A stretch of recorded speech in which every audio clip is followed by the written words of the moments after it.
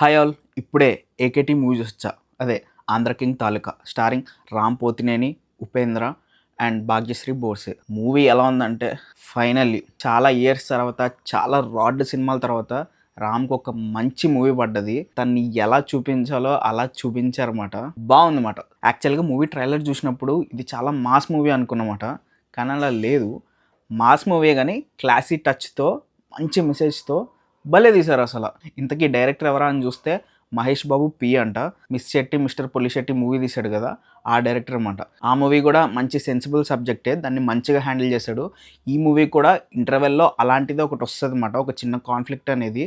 దాన్ని కూడా చాలా నీట్గా హ్యాండిల్ చేశాడు, చాలా బాగా చేశాడు అనమాట. ప్లాట్ ఏంటంటే మన హీరో వచ్చేసి ఒక ఫ్యాన్ అనమాట వాళ్ళ హీరోకి. మనోడు చిన్నప్పటి నుంచి కూడా వాళ్ళ హీరోని, తను చేసిన క్యారెక్టర్స్ని అవన్నీ చూస్తూ పెరుగుతాడు అనమాట. అయితే ఒక రోజు వాళ్ళ హీరోకి ఒక చిన్న ప్రాబ్లం వచ్చిందని మనోడు తెలుసుకుంటాడు అనమాట.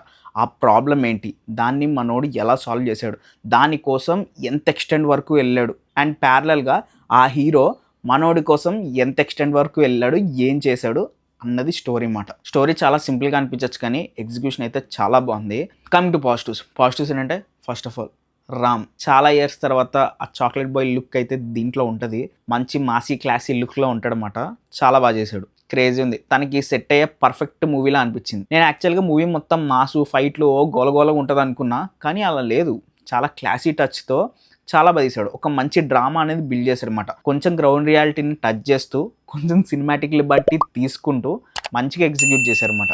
అదైతే బాగుంది. అండ్ నెక్స్ట్ వచ్చేసి వీళ్ళిద్దరి మధ్య love story. Bhagyashri Borse and Ram, వాళ్ళిద్దరి పేరైతే సూపర్ ఉంది అసలు. నాకైతే చాలా బాగా నచ్చింది, చాలా క్యూట్గా ఉంది, బాగుంది అన్నమాట. ఇద్దరు పర్ఫెక్ట్గా సెట్ అయ్యారు అనిపించింది నాకు క్యారెక్టర్స్కి. ఎస్పెషల్లీ ఈ మూవీ మీద నాకు ఒక ఇంట్రెస్ట్ పెంచింది ఏదైనా ఉందంటే సాంగ్స్ అన్నమాట.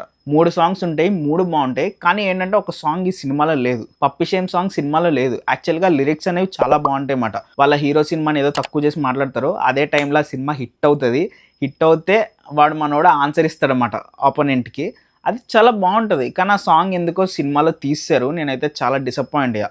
ఆ సాంగ్ని పెట్టుంటే బాగుండు. తర్వాత ఎక్స్టెండెడ్ వర్షన్లో అయినా ఓటీటీలో రిలీజ్ చేస్తే బాగుండు. అప్పుడైతే ఒకసారి చూస్తా. అండ్ ఇంకొకటి ఈ మూవీలో నాకు బాగా నచ్చింది అంటే లవ్ గురించి ఒకటి చూపిస్తారు. అసలు లవ్ అంటే ఏంటి అన్నదాన్ని మనోడితో కొంచెం ఎక్స్ప్లోర్ చేస్తారు గ్రౌండ్ రియాలిటీతో. అదైతే బాగుంది అన్నమాట. ఇంకొకటి నాకు చాలా బాగా నచ్చింది అనమాట. మన హీరో కొన్ని పనులు అనేవి చేస్తాడనమాట.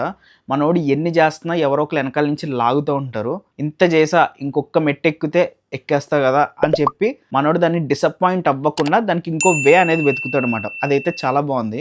ఆ పాయింట్ని మంచిగా చూపించారు అనిపించింది అనమాట. సినిమా అయితే నాకైతే ఇలా అనిపించింది. మీకు ఎలా అనిపించిందని మీకు ఒకవేళ టైం ఉంటే నాకు కమెంట్ బాక్స్లో చెప్పండి. మీరు కూడా ఒక మూవీ లవర్ అండ్ ఎవరైనా హీరోకి ఒక ఫ్యాన్ అయ్యి ఉంటే ఖచ్చితంగా చూడాల్సిన సినిమా అన్నమాట.